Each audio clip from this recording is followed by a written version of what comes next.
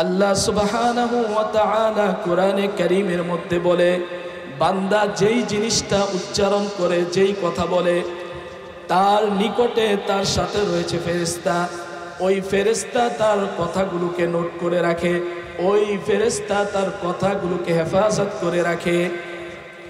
এই কারণে কাল কিয়ামতের ময়দানে আমি কি বক্তব্য দিলাম, আমি নেতা হইছি কি বক্তব্য দিলাম, আমি আলেম হইছি, মুফতি হইতে মুহাদ্দিস হইছি কি বক্তব্য দিলাম, কাল কিয়ামতের ময়দানে এই বক্তব্য সম্পর্কে আমাকে জিজ্ঞাসিত করা হবে। অন্য আয়াতের মধ্যে আল্লাহ তাআলা বলেন, ওয়ালা তাকফু মা লাইসা লাকা বিহি ইলম ইন্নাস সামআ ওয়াল বাসারা ওয়াল ফুআদা কুল্লু উলাইকা কানা আনহু মাসউলা। আল্লাহ সুবহানাহু ওয়া তাআলা স্পষ্ট কোরআনে কারীমের মধ্যে ঘোষণা দিচ্ছেন, ওয়ালা তাকফু মা লাইসা লাকা বিহি ইলম, যেই বিষয়ে তুমি ভালোভাবে জানো না, তুমি ওই বিষয়ের পিছনে পড়িও না, ওই বিষয় সম্পর্কে বলা বলি করিও না, ওই বিষয় সম্পর্কে লেখালেখি করিও না।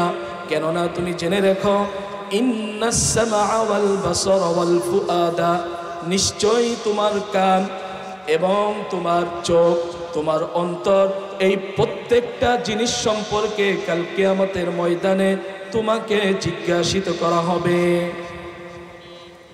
পেয়ারা হাজিরিন, এই জন্য আমরা বলতেছিলাম আল্লাহ এবং রাসূলের আগে বেড়ে কোনো বক্তব্য দেওয়া যাবে না, কোরআন সুন্নাহর খেলাফ কোনো বক্তব্য দেওয়া যাবে না। আমরা ইদানিং জানি আমাদের যে কোনো রাজনৈতিক দলের আমাদের এক ভাই, তিনি বক্তব্য দিয়েছেন মুদ্রার এপিট আর ওপিট, মুসলমানের রোজা আর হিন্দুদের পূজা নাকি এক। সবাই বলি নাউজুবিল্লাহ। একটা টাকা, মুদ্রা, একটা পয়সা, এটার এপিট আর ওপিট যেরকম এক, মুসলমানের রোজা আর হিন্দুদের দুর্গা পূজা নাকি এক। আচ্ছা আপনি বলেন তো, এই কথাটা কি ঠিক না বেঠিক? এখন কথা হলো, আমরা অতীত আমলে দেখেছি মাহফিলের ময়দানে বসে কোনো আলোচনা যদি করা হয় তখন বলা হয়, এই হুজুর থামেন, রাজনৈতিক আলোচনা এটা মাহফিলে করবেন না। বলা হয় কি হয় না? আমি স্পষ্ট কণ্ঠে বলতে চাই, যদি মাহফিলের ময়দানে বসে রাজনৈতিক আলোচনা না করা যায়, তাহলে রাজনৈতিক আলোচনায় বসে ইসলামের এলেম, ইসলামের জ্ঞান না থাকা সত্ত্বেও ইসলামের আলোচনা করা কিভাবে শুদ্ধ হয়? যদি ওয়াজ মাহফিলের মধ্যে রাজনৈতিক আলোচনা না করা চলে, তাহলে রাজনৈতিক ব্যক্তি সে কিভাবে না জেনে না বুঝে সে কিভাবে ইসলামের বক্তব্য দেয়? আমি যেই বক্তব্যটা দিলাম ভাই, এই বক্তব্য সম্পর্কে কাল কিয়ামতের ময়দানে আমাকে জিজ্ঞাসিত করা হবে, আমি জিজ্ঞাসিত হব। মুদ্রার এপিট আর ওপিট, মুসলমানদের রোজা আর হিন্দুদের পূজা নাকি এক। সবাই বলি নাউজুবিল্লাহ। আমাদের অতীত আমলের কিছু ভাইয়েরাই কথা বলতো, ধর্ম যার যার উৎসব সবার, ধর্ম যার যার উৎসব সবার, ওই কথার অর্থ আর মুসলমানদের রোজা, হিন্দুদের পূজা, এই দুইটা এক, এইটার অর্থ কি? একই। এই দুইটার মধ্যে কোনো পার্থক্য নাই। শুধু একজনে ডাইরেক্টলি বলছে, আরেকজনে ইনডাইরেক্টলি বলছে। এই জন্য এই সমস্ত বক্তব্য অবশ্যই অবশ্যই আমাদেরকে কি করতে হবে? প্রত্যাহার করতে হবে। কেন? একটা জাতিকে খুশি করার জন্য, নির্বাচনে ভোট পাওয়ার জন্য আমি আমার ঈমানের মতো মহান দৌলত, এই ঈমানকে আমি বিক্রি করে দিতে পারি না। আরে ভাই, এই ঈমান কত দামি, এই ঈমান কত মহামূল্যবান জিনিস। এই ঈমানের জন্য রাসূল করিম সাল্লাল্লাহু আলাইহি ওয়াসাল্লামকে মক্কা থেকে হিজরত করে মদিনায় যাইতে হয়েছে। এই ঈমানের জন্য সাহাবায়ে কেরামের জান মাল ত্যাগ করে, সহায় সম্পত্তি, স্ত্রী, সন্তান, পুত্র ত্যাগ করে রাসূলকে, সাহাবায়ে কেরামকে মক্কা থেকে মদিনায় যাইতে হয়েছে।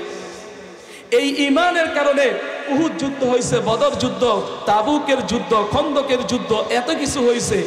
এখন যদি সামান্য কিছু ভোটের জন্য কোনো একটা গোষ্ঠীকে সন্তুষ্ট করার জন্য, খুশি করার জন্য আমি যদি এই বক্তব্য দিয়ে দেই যে মুদ্রার এপিট ওপিটের মধ্যে যেরকম কোনো পার্থক্য নাই, মুসলমানদের রোজা আর পূজার মধ্যেও কোনো পার্থক্য নাই, তাহলে আমি বলতে চাই পূর্বে যে বলা হয়েছিল ধর্ম যার যার উৎসব সবার, এই কথা আর মুসলমানদের রোজা এবং পূজার মধ্যে পার্থক্য নাই, এই দুই কথার ফলাফল এক না ভিন্ন? একই। এই জন্য মুসলমানের স্লোগান হবে ধর্ম যার যার উৎসবতার, ধর্ম যার যার উৎসবতার, জমি যার যার ভোগ কি তার।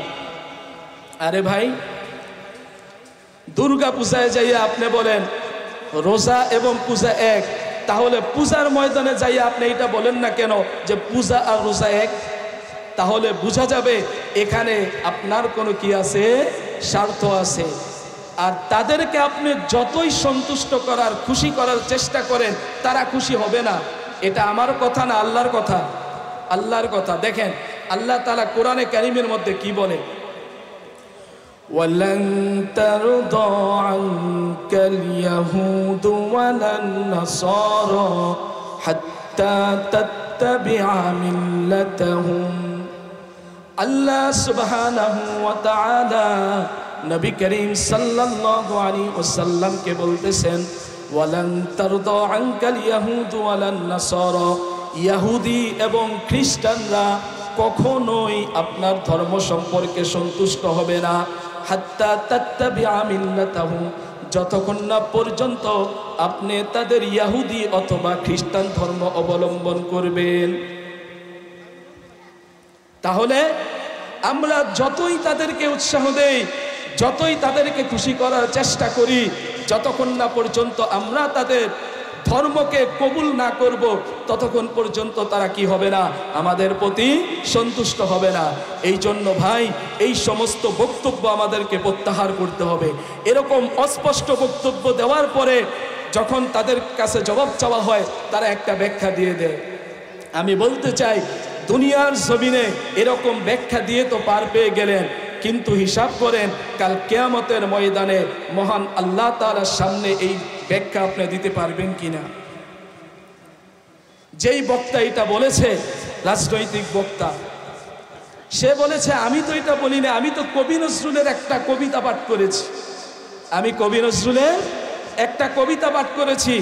আচ্ছা ভাই, আপনারাই বলেন, কেউ যদি কোনো কুফরি বাক্য উচ্চারণ করে এরপর তাকে কাফের ফতোয়া দেওয়া হয়, আর সে যদি বলে আমি তো কুফরি বাক্য বলিনি, আমি আবু জাহেলের কথা বলেছি, আপনারা তাকে কি বলবেন বলেন?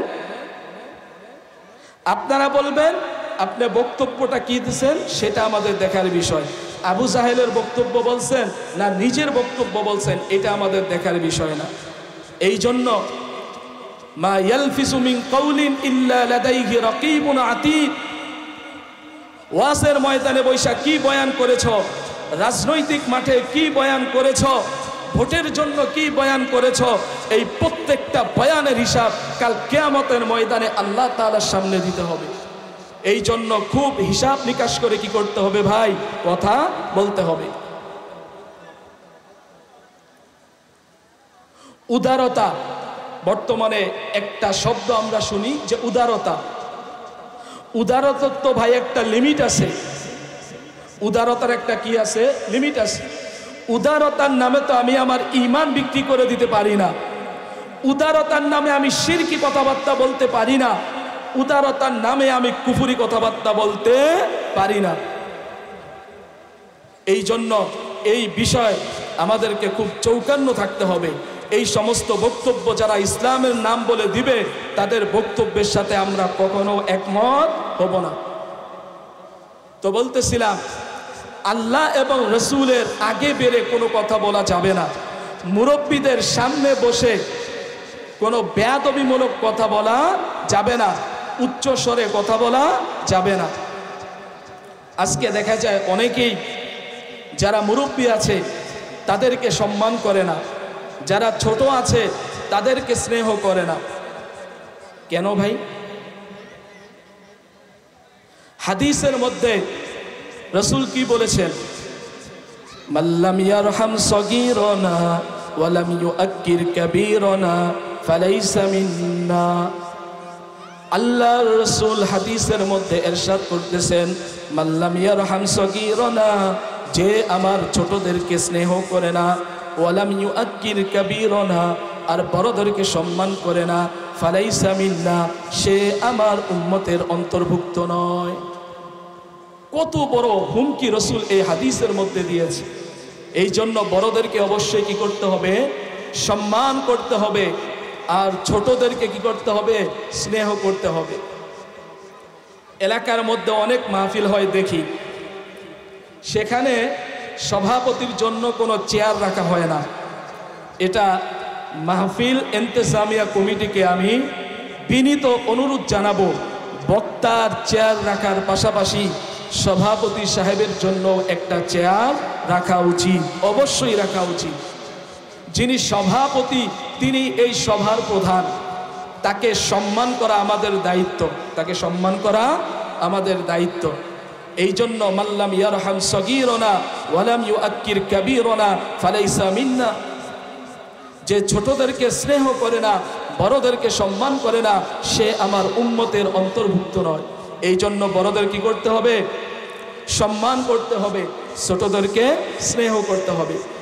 এই আয়াতের, এই সূরার দ্বিতীয় আয়াতের মধ্যে আল্লাহ তাআলা আমাদেরকে যে আদাবটা শিক্ষা দিয়েছেন সেটা কি?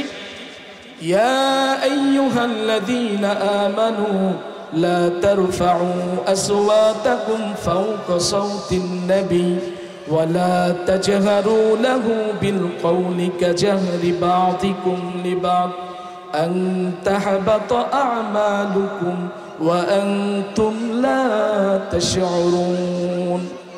দ্বিতীয় আয়াতের মধ্যে আল্লাহ তাআলা বলতেছেন, ইয়া আইয়ুহাল্লাযীনা আমানু, হে ঈমানদারগণ, লা তারফাউ আসওয়াতাকুম ফাওকা সাওতিন নবী, রাসূলের সামনে উচ্চ স্বরে কথা বলিও না।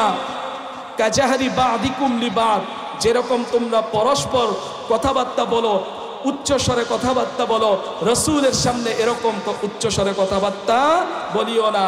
তাহলে কি হবে? আন তাহবাতা আমালুকুম ওয়া আনতুম লা তাশউরুন, হতে পারে তোমাদের আমলগুলো ধ্বংস হয়ে যাবে, তোমরা টেরই পাবা না। তাহলে রাসূলের সামনে উচ্চস্বরে কথা বলা যাবে না, বড়দের সামনে উচ্চস্বরে কথা বলা যাবে না, শিক্ষকের সামনে উচ্চস্বরে কথা বলা যাবে না, পিতামাতার সামনে উচ্চস্বরে কথা বলা যাবে না। আদাব দেখাইতে হবে, আদাব, শিষ্টাচার দেখাতে হবে আমাকে। তৃতীয় নম্বর, আইয়ুহাল্লাযীনা আমানু ইন জাআকুম ফাসিকুম বিনাবাইন ফাতাবায়ানু আন তুসিবু কওমান বিজাহালা ফাতুসবিহু আলা মা ফাআলতুম নাদিমিন। এই সূরার মধ্যে তৃতীয় নম্বর যে আদাব, যে শিষ্টাচার আল্লাহ তাআলা আমাদেরকে শিক্ষা দিয়েছেন সেটা হলো, আল্লাহ তাআলা বলতেছেন, ইয়া আইয়ুহাল্লাযীনা আমানু, হে ঈমানদারগণ, ইন জাআকুম ফাসিকুম বিনাবাইন, যদি তোমাদের কাছে কোনো ফাসিক ব্যক্তি একটা সংবাদ নিয়ে আসে, একটা খবর নিয়ে আসে, ফাতাবায়ানু, তাহলে সংবাদটা সঠিক কিনা এটা খুব ভালোভাবে যাচাই বাছাই করো। সংবাদটা সঠিক কিনা খুব ভালোভাবে কি করতে হবে? যাচাই বাছাই করতে হবে। কেন? আন তুসিবু কওমান বিজাহালা, যদি সংবাদ ভালোভাবে যাচাই বাছাই না করো তাহলে অজ্ঞতা স্বরূপ, মূর্খতা স্বরূপ কোন সম্প্রদায়ের কোনো ক্ষতি করে ফেলতে পারো। ফাতুসবিহু আলা মা ফাআলতুম নাদিমিন, ফলে তোমরা তোমাদের কৃতকর্মের কারণে লজ্জিত হবে। আপনার সাথে একজনের সম্পর্ক ভালো না, একজনে বলল, ভাই আব্দুর রহিম, তোমার সম্পর্কে তো আব্দুর রহমান এরকম কথা বলেছে, বাস আপনিও তেলে বেগুনে জ্বলে উঠলেন, কি আমার সম্পর্কে এই কথা? না, আপনি আগে সংবাদটা সঠিক কিনা এটা ভালোভাবে যাচাই করেন। সংবাদটা সঠিক কিনা, নির্ভরযোগ্য কিনা, এই বিষয়টা আপনি ভালোভাবে যাচাই করেন।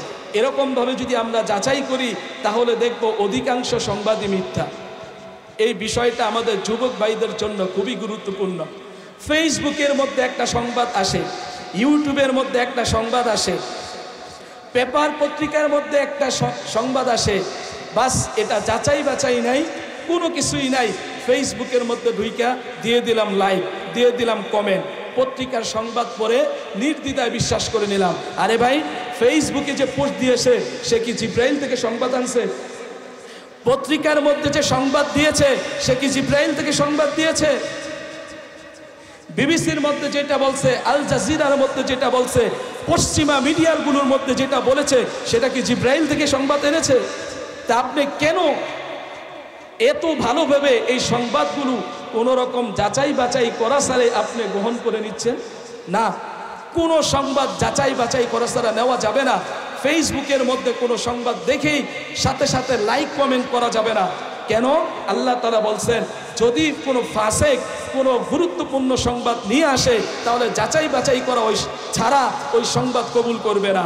তাহলে ফাসেক সে তো মুসলমান, মুসলমান যদি সংবাদ আনার পরেও যাচাই বাছাই করা না নেওয়া যায় তাহলে একজন কাফের, একজন মুশরিক, একজন ইহুদি, একজন খ্রিস্টান সে যদি কোনো সংবাদ দেয় তাহলে এই সংবাদটা যাচাই বাছাই ছাড়া কেন গ্রহণ করব? وَإِن طَائِفَتَانِ مِنَ الْمُؤْمِنِينَ اقْتَتَلُوا فَأَصْلِحُوا بَيْنَهُمَا بِالْعَدْلِ وَأَقْسِطُوا। এটা অনেক বড়। এই আয়াতের মধ্যে আল্লাহ তাআলা বলতেছে, যদি মুসলমান দুইটা গ্রুপ যুদ্ধে লিপ্ত হয়, যদি মুসলমান দুইটা গোষ্ঠী যুদ্ধ লিপ্ত হয়, যদি মুসলমান দুইটা এলাকা দুইটা দেশ যুদ্ধ লিপ্ত হয় তাহলে তোমরা তাদের মাঝে ইসলাহ করে দাও, সংশোধন করে দাও। একজন মুমিনের দায়িত্ব কি হবে?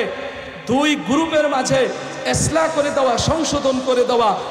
ওই দুই গ্রুপের মধ্যে কাটা ঘায়ে লবণ ছিটিয়ে দেওয়া, এটা আমাদের চরিত্র হওয়া যাবে না। এই জন্য দুইটা মুসলমানের মধ্যে যদি ঝগড়া লাগে তাহলে আমরা কি করব? সংশোধন করে দেব। কি করব? সংশোধন করে দেব। কাটা ঘায়ে লবণ ছিটাইয়া ওই ঝগড়াকে আরো বাড়ানোর চেষ্টা করব না। সূরাতুল হুজুরাতের মধ্যে ৫ম নম্বর যে শিক্ষাটা আল্লাহ তাআলা আমাদেরকে দিয়েছেন সেটা হলো, ইয়া আইয়ুহাল্লাযীনা আমানু লা ইয়াসখার কওমুম মিন কওমিন আসা আন ইয়াকুনু খায়রাম মিনহুম ওয়ালা নিসাউম মিন নিসাইন আসা আন ইয়াকুননা খায়রাম মিনহুম। খুব সুন্দর একটা শিক্ষা আল্লাহ তাআলা এই আয়াতের মধ্যে আমাদেরকে দিয়েছেন। আল্লাহ তাআলা বলতেছেন, ইয়া আইয়ুহাল্লাযীনা আমানু, হে ঈমানদারগণ, লা ইয়াসখার কওমুম মিন কওমিন, কোন পুরুষ যেন অপর পুরুষকে নিয়ে ঠাট্টা বিদ্রূপ না করে। কেন? আসা আইয়াকুনু খায়রাম মিনহুম, হতে পারে তুমি আজকে যাকে নিয়ে ঠাট্টা বিদ্রূপ করতেছ ওই ব্যক্তি ঈমান আমলের দিক দিয়ে তোমার চাইতে শ্রেষ্ঠ, তোমার চাইতে উত্তম। ওয়ালা নিসাউম মিন নিসাইন আসা আন ইয়াকুননা খায়রাম মিনহুন, হে মুমিন মহিলা, কোন মহিলা যেন অন্য মহিলাকে নিয়ে ঠাট্টা বিদ্রূপ ব্যঙ্গ না করে। কেন? হতে পারে আসা আন ইয়াকুননা খায়রাম মিনহুন, তুমি আজকে যাকে নিয়ে ঠাট্টা বিদ্রূপ ব্যঙ্গ করতেছ সে চরিত্র, ঈমান, আমল, আখলাকের দিক দিয়ে তোমার চাইতে শ্রেষ্ঠ। এই জন্য কাকে নিয়ে ট্রল করা যাবে? কাউকে নিয়ে ট্রল করা যাবে? যাবে না। কাউকে নিয়ে ঠাট্টা বিদ্রূপ করা যাবে না। এই সূরার মধ্যে আল্লাহ তাআলা ৬ষ্ঠ নম্বর যে শিক্ষা আমাদেরকে দিয়েছেন সেটা হলো, ওয়ালা তালমিজু আনফুসাকুম, একে অপরকে দোষারোপ করিও না। কি করিও না? একে অপরকে দোষারোপ করিও না। আপনি একটা বিপদের মধ্যে পড়ছেন, এখন আন্দাজে সন্দেহ করে বললেন যে এই বিপদের পিছনে তোমার হাত রয়েছে, এই বিপদের পিছনে তোমার ক্ষমতা রয়েছে, তোমার টাকা রয়েছে, তোমার শক্তি রয়েছে। না, আপনি তো এই বিষয়টা শিউলি জানেন না, স্পষ্ট জানেন না। তো আল্লাহ তাআলা বলতেছেন, ওয়ালা তালমিসু আনফুসাকুম, তোমরা একে অপরকে কি করবা না? দোষারোপ করবা না। ৮ নম্বর যে শিক্ষাটা আল্লাহ তাআলা আমাদেরকে এই সূরার মধ্যে দিয়েছেন অত্যন্ত গুরুত্বপূর্ণ, ওয়ালা তানাবাসু বিল আলকাব, তোমরা একে অপরকে মন্দ নামে ডাকিও না। একে অপরকে মন্দ নামে ডাকিও না। মন্দ খেতাব মন্দ লকবে ডাকিও না, এই ল্যাংরা এদিকে আয়, এই কানা এদিকে আয়, এই আবুল্লাহ এদিকে আয়, না, এরকম শব্দ কি করা যাবে না, বলা যাবে না। ওয়ালা তানাবাজু বিল আলকাব, কারো নাম খেতাবি করা যাবে না, কারো ব্যক্তিত্ব নিয়ে ঠাট্টা বিদ্রুপ করা যাবে না, এরকম কোন শব্দ তার ক্ষেত্রে চয়ন করা যাবে না যেই শব্দ শুনলে সে কষ্ট পায়। কেন? বিইসাল ইসমুল ফুসুকু বাদাল ঈমান, এই যে তুমি ঈমান আনার পরে একজনকে নাম খেতাবি করে ডাকলা, তার নামকে ব্যঙ্গ করে ডাকলা, এটার করার দ্বারা তুমি ফাসেক হয়ে গেলা। আর বিইসাল ইসমুল ফুসুকু বাদাল ঈমান, ঈমান আনার পরে ফাসেকি কাজ করা, ঈমান আনার পরে গুনাহের কাজ করা, এটা কত জঘন্য এবং নিকৃষ্ট একটা বিষয়।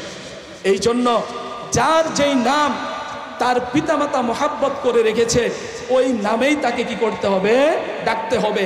নাম খেতাবি করে তার নামকে এদিক সেদিক করে সে কষ্ট পায়, এরকম কোন নামে তাকে ডাকা যাবে না।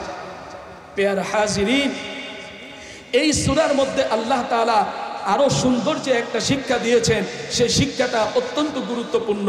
এটা আমাদের জীবন থেকে আমাদেরকে ডিলিট করে দিতে হবে। সেই শিক্ষাটা কি? আল্লাহ তাআলা বলতেছেন, ইয়া আইয়ুহাল্লাযীনা আমানু ইজতানিবু কাসীরাম মিনাজ-যন ইন্না বা'দাজ-যন্নি ইসমু। হে ঈমানদারগণ, ইয়া আইয়ুহাল্লাযীনা আমানু, হে ঈমানদারগণ, ইজতানিবু কাসীরাম মিনাজ-যন, তোমরা বদ ধারণা করা থেকে, খারাপ ধারণা করা থেকে তোমরা বিরত থাকো, তোমরা বেঁচে থাকো। কেন? ইন্না বা'দাজ-যন্নি ইসমুন, নিশ্চয়ই কোন ধারণা, নিশ্চয়ই কোন ধারণা এটা গুনাহ, গুনাহে কবিরা। সেটা কি? আপনি অসুস্থ হয়েছেন, আপনার কোনো ক্ষতি হয়েছে, আপনার কারো সাথে সম্পর্ক ভালো না, আপনি মনে করলেন অমুকে আমার এই ক্ষতিটা করছে, ওর জন্যে আমার এই বিপদটা আসছে, ওই মনে হয় এটা করছে। কেন ভাই? সে তো একজন মুমিন, মুমিনের সম্পর্কে তো আমার সব সময় নেক ধারণা থাকা চাই, মুমিনের সম্পর্কে আমার সব সময় ভালো ধারণা থাকা চাই। এই কারণেই বিজ্ঞ ব্যক্তিরা বলে, জান্নু বিল মুমিনিনা খায়রা, মুমিনদের সম্পর্কে সর্বদা ভালো ধারণা করবে, খায়ের কল্যাণের ধারণা করবে। কেন তুমি আরেক ভাই সম্পর্কে এরকম খারাপ ধারণা করলে? তোমার কাছে তো প্রমাণ নাই, আমার কাছে তো রেফারেন্স নাই, প্রমাণ নাই, আমি কেন তার সম্পর্কে খারাপ ধারণা করব? এই কারণে আল্লাহ তাআলা বলতেছেন, ইন্না বা'দাজ-যন্নি ইসমুন, নিশ্চয়ই কিছু ধারণা এটা গুনাহ, গুনাহে কবিরা, গুনাহে কবিরা। এই কারণে মানুষের সম্পর্কে বদ ধারণা, কুধারণা করা থেকে আমাদেরকে বেঁচে থাকতে হবে। এই সূরাতুল হুজুরাতের মধ্যে আল্লাহ তাআলা আরেকটা শিক্ষা আমাদেরকে দিয়েছেন, ওয়ালা তাজাসসু, তোমরা গোয়েন্দাগিরি করিও না। কি করিও না? গোয়েন্দাগিরি করিও না। সমাজের মধ্যে গোয়েন্দা আছে না নাই? প্রত্যেকটা ফ্যামিলির মধ্যে গোয়েন্দা আছে, সমাজের মধ্যে গোয়েন্দা থাকে, মসজিদের মধ্যে গোয়েন্দা থাকে। ফ্যামিলির মধ্যে শাশুড়ি একজনকে গোয়েন্দা ফিট করে দিছে, পুত্রবধূ কি কাজ করে না করে এটার তথ্য আমার কাছে দিবা। মসজিদের মধ্যে সভাপতি সাহেব গোয়েন্দা ঠিক করে দিছে, ইমাম সাহেব কই যায়, মুয়াজ্জিন সাহেব, খতিব সাহেব কই যায়, এই সমস্ত মেসেজ সংবাদ আমার কাছে দিবা। আল্লাহ তাআলা বলতেছেন, ওয়ালা তাজাসসু, এরকম কি করবা না, গোয়েন্দাগিরি করবা না, হারাম, ডাইরেক্ট গুনাহে কবিরা, গোয়েন্দাগিরি করা যাবে না। হ্যাঁ, এখন কথা হলো, যদি গোয়েন্দাগিরি করা না যায় তাহলে প্রত্যেকটা দেশের মধ্যেই তো কি থাকে, গোয়েন্দা সংস্থা থাকে। তাহলে এরা সবাই কি নাজায়েজ কাজ করতেছে? না। রাষ্ট্রীয় স্বার্থে, দেশের স্বার্থে যদি গোয়েন্দাগিরি করা লাগে, তখন গোয়েন্দাগিরি করা কি হয়ে যায়, বৈধ হয়ে যায়। অথবা কোনো বিচারক, কাজী সাহেব কোর্টের পক্ষ থেকে বলছে অমুকে যে আসামি কি আসামি না, এই জিনিসটা গোয়েন্দাগিরি করে তুমি কি করবা, বের করবা, তখন কি করা যাবে, গোয়েন্দাগিরি করা যাবে। এমনি স্বাভাবিকভাবে মানুষের মধ্যে ফিতনা ফাসাদ সৃষ্টি করার জন্য কি করা যাবে না? গোয়েন্দাগিরি করা যাবে না। আরে ভাই, আমি হায়াত পাবো আর কয়দিন? আমি নিজে কি কাজ করতেছি, নিজে কি নেক আমল করতেছি, নিজে কি গুনাহ করতেছি, এইটার হিসাব করারই তো সময় নাই। অমুকে কি করছে, তমুকে কি করছে, চায়ের দোকানে বৈশা অমুক ফ্যামিলিতে কি হয়েছে, অমুক দেশে কি হয়েছে, এত কিছুর সংবাদ রাখার তো আমার কোনো কি নাই, প্রয়োজন নেই। এই কারণে ওয়ালা তাজাসসু, কি করা যাবে না? গোয়েন্দাগিরি করা যাবে না। সূরাতুল হুজুরাতের মধ্যে আরেকটা গুরুত্বপূর্ণ শিক্ষা যেটা আল্লাহ তাআলা আমাদেরকে দিয়েছেন, ওয়ালা ইয়াগতাব বা'দুকুম বা'দা, তোমরা একে অপরের গীবত করবে না, পরনিন্দা করবে না। কি বলেছে ভাই? একে অপরের গীবত করা যাবে না, পরনিন্দা করা যাবে না, কবিরা গুনাহ। তার গীবত করার মাধ্যমে আমার কোনো লাভ নাই, বরং আমার আমল নামার যত নেকগুলো আছে, আমি যার গীবত করব, আমার আমল নামা থেকে নেকগুলো কনভার্ট হয়ে যেই ব্যক্তির গীবত করেছি তার আমল নামায় চলে যাবে। তাহলে বোঝেন, এরকম বেউকুফ, এরকম অবুদ্ধিমান লোক কেউ আছে, এত কষ্ট করে নেক আমল করার পরে বিনা হিসেবে আমি আমার নেকগুলো গীবতের মাধ্যমে অন্যকে দিয়ে দিব? এটা কখনো হতে পারে না। এই কারণে আল্লাহ তাআলা বললেন, ওয়ালা ইয়াগতাব বা'দুকুম বা'দা, তোমাদের এক ভাই যেন আরেক ভাইয়ের কিনা করে, গীবত না করে। তো সূরাতুল হুজুরাতের মধ্যে আরেকটা গুরুত্বপূর্ণ মেসেজ, যে সংবাদ আল্লাহ তাআলা আমাদেরকে দিলেন, এটা খুব গুরুত্বপূর্ণ। এই বিষয়টা আজকে না মানার কারণে আজকে সারা বিশ্ব মুসলমানদের এই অধঃপতন। সেটা কি? আল্লাহ তাআলা কোরআনে কারীমের মধ্যে বলতেছেন, ইয়া আইয়ুহান নাসু ইন্নামা খালাকনাকুম মিন যাকারিন ওয়া উনসা وجعلناكم شعوبا وقبائل لتعارفوا إن أكرمكم عند الله أتقاكم। আল্লাহ তাআলা বলতেছেন, হে ঈমানদারগণ, ইন্নামা খালাকনাকুম মিন যাকারি ওয়া উনসা, আমি তোমাদের সকলকে এক আদম এবং এক হাওয়া থেকে সৃষ্টি করেছি। ওয়াজআলনাকুম শুউবান ওয়া কাবাইলা, তোমাদেরকে বিভিন্ন জাতি, বিভিন্ন গোষ্ঠী, বিভিন্ন শ্রেণীতে আমি বিভক্ত করেছি। কেন? লিতাআরাফু, যাতে করে তোমরা জানতে পারো, বুঝতে পারো, ইন্না আকরামাকুম ইনদাল্লাহি আতকাকুম, তোমাদের মধ্যে সবচাইতে শ্রেষ্ঠ আল্লাহ তাআলার নিকট, তোমাদের মধ্যে সবচাইতে শ্রেষ্ঠ, ইন্না আকরামাকুম ইনদাল্লাহি আতকাকুম, যে সবচাইতে বেশি খোদাভীরু ওই ব্যক্তি সবচাইতে শ্রেষ্ঠ। তাহলে এখন আমাদের যেটা বোঝার বিষয়, যে বড়লোক, কে বড়লোক, কে দরিদ্র, কে সুন্দর, কে কালা, কে আরব, কে অনারব, কেউ নিগ্র, এগুলো আল্লাহ তাআলার কাছে দেখার বিষয় না। আল্লাহ তাআলার কাছে দেখার বিষয় হলো তাকওয়া, খোদা ভীতি। ইন্না আকরামাকুম ইনদাল্লাহি আতকাকুম, আল্লাহ তাআলা স্পষ্ট ঘোষণা দিয়ে দিলেন, তোমাদের মধ্যে সবচাইতে সম্মানিত ব্যক্তি ওই ব্যক্তি যার তাকওয়া বেশি, যার খোদাভীরুতা বেশি, সেই ব্যক্তি আমার কাছে সবচাইতে সম্মানিত। প্রিয় হাজিরিন, এই কারণে হযরত বেলাল হাবশী রাদিয়াল্লাহু তাআলা আনহু এত কালো হওয়ার পরেও আমার আল্লাহ সুবহানাহু ওয়া তাআলার কাছে সম্মানিত হয়ে গিয়েছে। আবু লাহাবের মতো এত সুন্দর ব্যক্তিও ঈমান কবুল না করার কারণে আল্লাহ তাআলার কাছে নিন্দনীয় হয়ে গিয়েছে। তাহলে বোঝা গেল আল্লাহ তাআলার কাছে টাকার কোনো দাম নাই, বংশের কোনো দাম নাই, বর্ণের কোনো দাম নাই, সুন্দর না কালার কোনো দাম নাই। আল্লাহ তাআলার কাছে দাম হলো তাকওয়া। আল্লাহ তাআলার কাছে দাম হলো কি? তাকওয়া, খোদাভীতি, খোদাভীরুতা।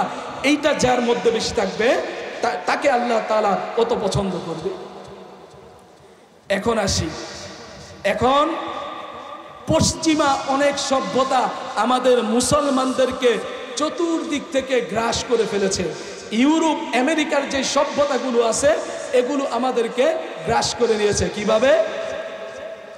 ইউরোপ আমেরিকা যে পশ্চিমা আছে, তারা যখন দেখলো মুসলমানদেরকে তো কোনোভাবে দমানো যাইতেছে না, কোনোভাবে দমানো সম্ভব হইতেছে না, এমন কিছু জিনিস আবিষ্কার করে ছেড়ে দেয় যেটা মুসলমানরা নেবে, এর ফলে সারা জীবনের জন্য মুসলমানদেরকে পঙ্গু করে দিব।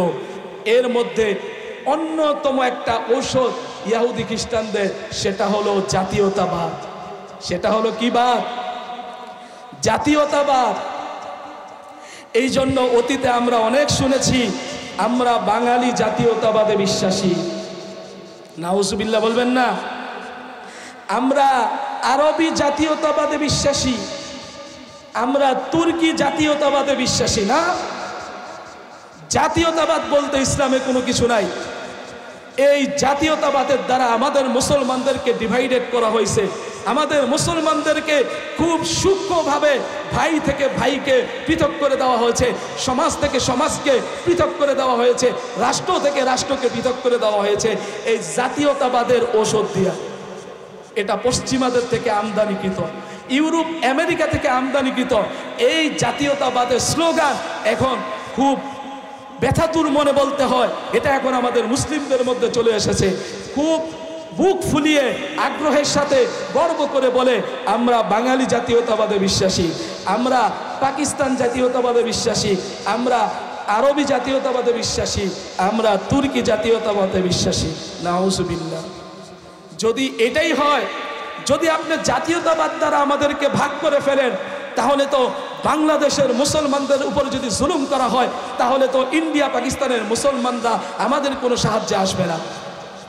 যদি পাকিস্তানের কোনো মুসলমানদের উপরে জুলুম করা হয়, তাহলে বাংলাদেশ তাদের কোনো সাহায্য করবে না। ফলাফল এটাই তো হইতেছে, আছে ফলাফল এটাই হচ্ছে। পেয়ারা হাজিরিন, তো বলতেছিলাম ইসলামে জাতীয়তাবাদ বলতে কোনো কিছু নাই। যদি জাতীয়তাবাদে বিশ্বাসী হতেই হয়, তাহলে বলেন মুসলিম জাতীয়তাবাদ। কি জাতীয়তাবাদ? মুসলিম জাতীয়তাবাদ। এই জিনিসটাই মুসলিম শরীফের হাদিসের মধ্যে রাসূল করিম সাল্লাল্লাহু আলাইহি সাল্লাম বলেছেন, আল মুমিনুনা কারাজুলিন ওয়াহিদিন ইনিশতাকা আইনুহু ইশতাকা কুল্লু ওয়া ইনিশতাকা রাসুহু ইশতাকা কুল্লু। আমার প্যারে হাবিব নবী করিম সাল্লাল্লাহু আলাইহি সাল্লাম বলতেছেন, আল মুমিনুনা কারাজুলিন ওয়াহিদিন, সমগ্র দুনিয়ার সমস্ত মুসলমান হচ্ছে একটি দেহের মতো, একটি সত্তার মতো, এক ব্যক্তির মতো। ইনিশতাকা আইনুহু, এক ব্যক্তির চোখের মধ্যে যদি ব্যথা লাগে, ইশতাকা কুল্লু, তাহলে তার পুরা শরীর ব্যথায় জর্জরিত হয়ে যায়। ওয়া ইনিশতাকা রাসুহু, কোনো ব্যক্তির মাথার মধ্যে আঘাত লেগেছে, ইশতাকা কুল্লু, তার পুরাটা শরীর ব্যথায় জর্জরিত হয়ে যায়। সুতরাং আমাদের মিশন, আমাদের ভিশন, আমাদের থিওরি, আমাদের চিন্তা ভাবনা এরকম থাকা দরকার। আজকে সারা বিশ্বের যে কোনো প্রান্তে, যে কোনো দেশে আমার একটা মুসলিম ভাইয়ের রক্ত ঝরবে, তার ব্যথায় আমার ব্যতীত হওয়া দরকার। তার অত্যাচারে, তার মাজলুমের কারণে আমার দোয়া করা দরকার, তার অত্যাচারের কারণে আমার সাহায্য করা দরকার, সহযোগিতা করা দরকার। প্রয়োজন হলে হাতে অস্ত্র নিতে হলে অস্ত্রও নিতে হবে। কিন্তু আজকে আমাদেরকে জাতীয়তাবাদ বলে আমাদেরকে ভাগ করে দেওয়া হয়েছে। কি বলে ভাই? জাতীয়তাবাদ বলে আমাদেরকে কি করে দেওয়া হয়েছে? ভাগ করে দেওয়া হয়েছে। এই কারণে ইসলামে কোনো জাতীয়তাবাদ নাই। যদি জাতীয়তাবাদ বলতেই হয়, তাহলে বলতে হবে মুসলিম জাতীয়তাবাদ, আল মুমিনুনা কারাজুলিন ওয়াহিদিন, এই হাদিসের মতো। প্যারা হাজিরিন, আমার সময় অত্যন্ত সংক্ষিপ্ত। সূরা হুজুরাতের মধ্যে আল্লাহ তাআলা 11 নম্বর যে শিক্ষাটা, সর্বশেষ যে শিক্ষাটা আল্লাহ তাআলা আমাদেরকে দিয়েছেন, এটা খুব গুরুত্বপূর্ণ শিক্ষা। এটা বলেই আমি আমার আলোচনা শেষ করে দিব। সূরা হুজুরাতের মধ্যে 11 নম্বর যে শিক্ষাটা আল্লাহ তাআলা বলতেছেন, ইয়ামুন্নুনা আলাইকা আন আসলামু কুল লা তামুন্নু আলাইয়া ইসলামাকুম বালিল্লাহু ইয়ামুন্নু আলাইকুম আন হাদাকুম লিল ঈমান ইন কুনতুম সাদিকিন। আল্লাহ তাআলা বলতেছেন, ইয়ামুন্নুনা আলাইকা আন আসলামু, মুসলমানরা মনে করতেছে ইসলাম ধর্ম গ্রহণ করে আপনার মুহাম্মাদের খুব সাহায্য সহযোগিতা করতেছে, আপনার উপরে ইহসান করতেছে। আল্লাহ বলেন না, কুল লা তামুন্নু আলাইয়া ইসলামাকুম, তোমরা ইসলাম ধর্ম গ্রহণ করার দ্বারা আমি মুহাম্মাদের উপর কোনো ইহসান করো নাই, আমাকে কোনো সাহায্য করো নাই। বালিল্লাহু ইয়ামুন্নু আলাইকুম, বরং আল্লাহ তাআলাই তোমাদের উপর ইহসান করেছেন, তোমাদেরকে সাহায্য করেছেন। কিভাবে? আন হাদাকুম লিল ঈমানি ইন কুনতুম সাদিকিন, এইভাবে যে আল্লাহ তাআলা তোমাদেরকে হেদায়েত দিয়েছেন। তো আল্লাহ তাআলাই তোমাদের উপর ইহসান করেছেন। তোমরা ইসলাম ধর্ম গ্রহণ করে আমি মুহাম্মদকে ইহসান করেছো, বিষয়টা এটাই নয়। প্যারা হাজিরিন, সর্বশেষ একটা কথা বলে আমি বিদায় নিচ্ছি। আমরা যারা অনেকে মনে করি আল্লাহ তাআলা আমাকে কথা বলার তৌফিক দিয়েছে, আমাকে মাদ্রাসা প্রতিষ্ঠা করার তৌফিক দিয়েছে, আমাকে খতিব হওয়ার তৌফিক দিয়েছে, মুফতি মুহাদ্দিস ওয়াইস হওয়ার তৌফিক দিয়েছে, এটা নিয়ে আমার গর্ব অহংকারের কোনো কিছু নাই। বালিল্লাহু ইয়ামুন্নু আলাইকুম আন হাদাকুম, তুমি আল্লাহ তাআলার ইহসানকে স্বীকার করো। আল্লাহ তাআলা তোমাকে বক্তা হওয়ার তৌফিক দিয়েছে, আল্লাহ তোমাকে মুফতি মুহাদ্দিস মুতামিম হওয়ার তৌফিক দিয়েছে, খতিব হওয়ার তৌফিক দিয়েছে। তুমি এটা মনে করো না তুমি আল্লাহর প্রতি ইহসান করেছো, না না, আল্লাহ তোমার প্রতি কি করেছেন? ইহসান করেছেন। এই ইহসানের শুকরিয়া কি করতে হবে? আদায় করতে হবে। এই কারণে আল্লামা শেখ সাদি বলে, মিন্নত মনে কে খেদমতে সুলতা হামি কুনি বলকে মিন্নত মনে কে খেদমতে সুলতা হামি কুনি মিন্নত মনে আজু কে বখেদমত বদাস্তা। বাদশাহ তোমাকে বাদশার চাকর হিসেবে নির্বাচিত করেছে, এই জন্য তুমি গর্ব অহংকার করিও না যে আমি বাদশাহ আমাকে কি করেছে, আমি বাদশার চাকর, আমি বাদশার সার্ভেন্ট, এটা নিয়ে অহংকার করিও না। বরং বাদশাহ শুকরিয়া আদায় করো যে বাদশাহ এত লোকদের থেকে তোমাকে কি করেছে? চয়েস করেছে, তোমাকে চয়ন করেছে, এটা তুমি শুকরিয়া আদায় করো। পেয়ারা হাজিরিন, তো আল্লাহ সুবহানাহু ওয়া তাআলা আমরা যে সংক্ষিপ্ত সময়ে সূরা হুজুরাত থেকে যে 11টা পয়েন্ট আলোচনা করলাম, আল্লাহ তাআলা সর্বপ্রথম আমাকে এবং আমাদের জীবনে, আমাদের পারিবারিক, ব্যক্তিগত, রাষ্ট্রীয়, সামাজিক জীবনে এই শিক্ষাগুলোকে বাস্তবায়িত করার তৌফিক দান করুন। ওয়া আখির দাওয়ানা আনিল হামদুলিল্লাহি রাব্বিল আলামিন।